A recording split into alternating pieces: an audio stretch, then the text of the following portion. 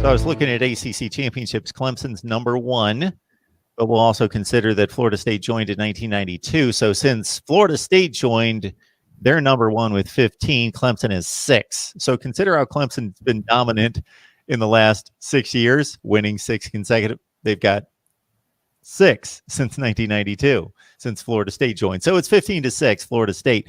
Yeah, if you would have told me as Florida State was holding up Jimbo Fisher the BCS championship trophy in January of 14, or even as recent as January of 17, they beat Michigan in the Orange Bowl, finished top 10 in the nation.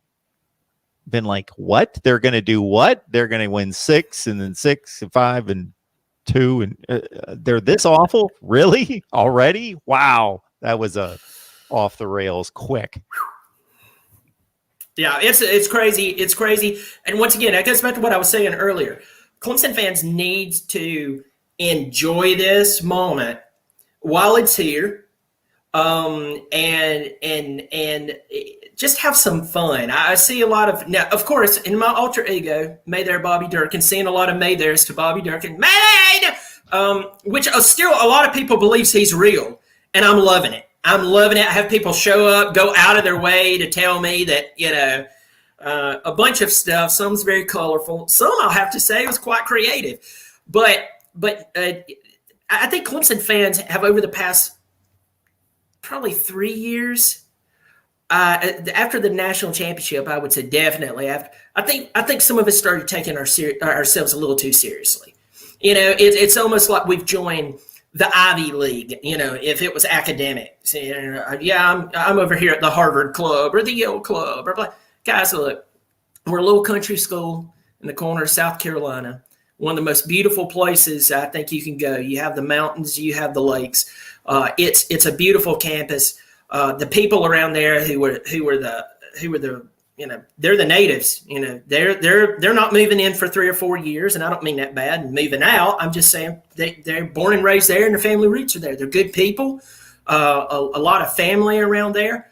But at the end of the day, we're a small. I say small, but we're a state school in the corner of South Carolina who has just happened to be fortunate enough to have one of the best football teams and best football coaches in the past 25, 30 years.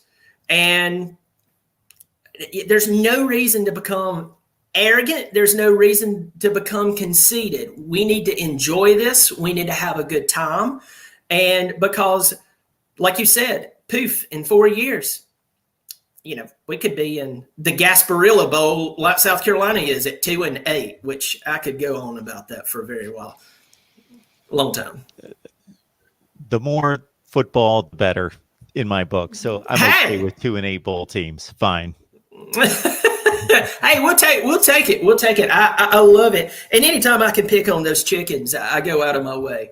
So I know I'm on your show, but I've got to ask you. So you lost the talent, especially on the defensive side of the ball last year. Once you get to this level of play, Ohio State, Clemson, Bama, and you're consistently in the mix, always. Like to take a little jab at Georgia fans here. Got some good Georgia following, but I still like to take jabs at them. They're always bragging about how well they recruit, and it's like, hey, man, if you're in the top 10 consistently, 5 out of 6 years, guess what? They all recruit well. That's how you stay in the top 10. But it's what you do with it. So, of course, you've got a ton of talent. I mean, we see the rankings. We've got a ton of talent. Bama's got a ton of talent. There's guys who sit in a third string that could start at major programs immediately.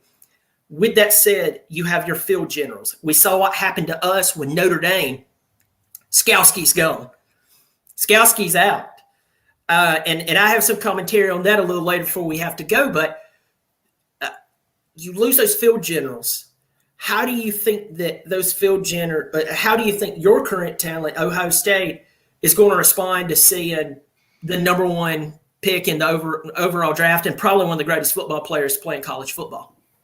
Yeah, the 4 and 5 stars have been replaced by 4 and 5 stars, but we're talking about 4 and 5 stars that proved that they were elite college football players and are now playing on Sundays and starting as rookies. We're talking about Chase Young. We're talking about Jeffrey Okudah, two of the top 3 selections in the NFL draft. That's elite. So that's not just you're an NFL player. Like we always talk, okay, Clemson, Alabama, Ohio State just loaded with NFL roster. But there's a top end in that. So I had a discussion with a Michigan person not long ago. Both teams had 10 players drafted last year.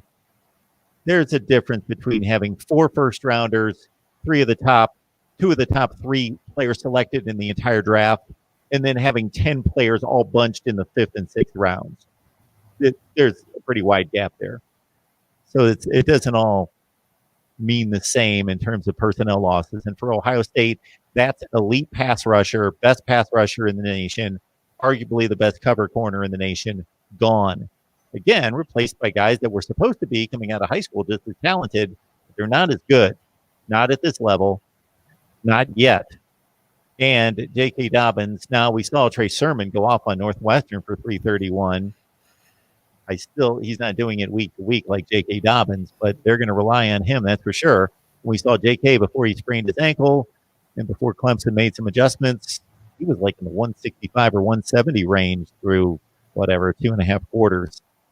So they don't have replacements for those 3 guys right now. Well, how do you think, especially on you love to bring up Michigan and pick out them. I love to pick at Michigan. You know, the team, you'd almost think they were running for a political office and the media was pressing them, you know. Anyway, I had to say that. But, you know, Michigan season before last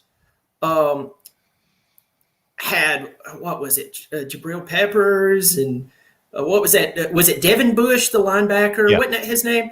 Yep. And a few other guys. And these guys are like legitimate. Yeah. Rashawn Gary, Khalil Hudson, yeah. Yes. So they leave. And then I have Michigan fans and the media telling me that last year that ended up being a disaster. Oh, this is the year. And I went, look, whoa. We need to stop real quick. Like you said, you have this great talent. Notice, pause here. First Notre Dame matchup. We're missing Skowski. But on our line, everybody knows about all the crazy talent we have on our defensive line. Tyler Davis did not play. We've got Miles Murphy. We got Justin Foster. We got KJ Henry. We got Brian Brisset. We've got fill in the blank. There's another 2 or 3 of them. There's so many to keep up with. But Tyler Davis did not play. This is a guy who's a little smaller, but he's a lot like Dexter Lawrence. He didn't play. He played Saturday night. And you have to honor that. So I went back to the Michigan fans going, when you get into these big games, it's at that time the field general turns and looks at the fellow 5-star, but he's a sophomore, and goes, hey, get that scared look out of your face and be in your position. And that is the difference. So that is, to me, I think that's where we have an edge, our offense versus your defense, because to counter, our defense has really lacked in the secondary. We have Nolan Turner that got ejected on that. You know, he's not going to play the first half because he took a shot with his helmet. They say that was a defenseless player, but for me, when you step onto a football field, you're no longer a defenseless player. You know exactly what you're doing, where you're at. I have these pads on me. Why is that, guys? You'll find out. And so that's how I look at it. But anyway, if I'm Ohio State, I'm going after us, and I'm going after us early and go, hey, we didn't come here to try to beat you in the trenches. We just came here to beat you. And we're going to go after where we think you're weak. And for Clemson fans, who's going to be honest with themselves, it's got to be the secondary. You got to test the safeties early. And you have to let them know if tonight's a bad night for you, it's a good night for us, you know?